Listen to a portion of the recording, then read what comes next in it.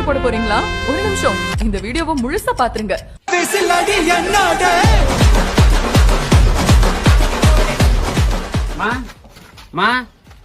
சரிம்மா நான் போயிடுறேம்மா. யார் வீட்டில் யாருமா? வாங்க வணக்கம். இல்லைம்மா ஒன்றும் இல்லைம்மா. அண்ணே பழைய கஞ்சி தானே இருக்குது. பழைய சோரா? யோ அதுக்கு வரலையா, ஓட்டு கேட்டு வந்திருக்கையா?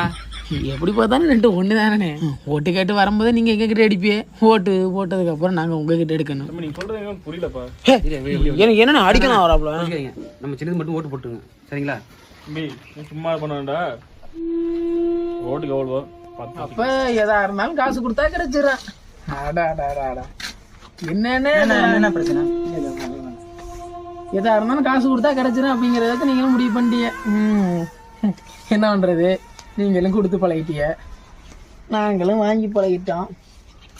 சரி ரொம்ப பெருசாலாம் ஒன்றும் வேணாம். நமக்கு ஒரு 16,000, என் தம்பிக்கு ஒரு 14,000, என் தங்கச்சிக்கு ஒரு 5,000, எங்கள் அப்பா கொஞ்சம் வயசில் பெருசார் அதனால அவருக்கு ஒரு 35,000, எங்கள் அம்மா அவரை கட்டிக்கிட்டு ஒரு 20,000.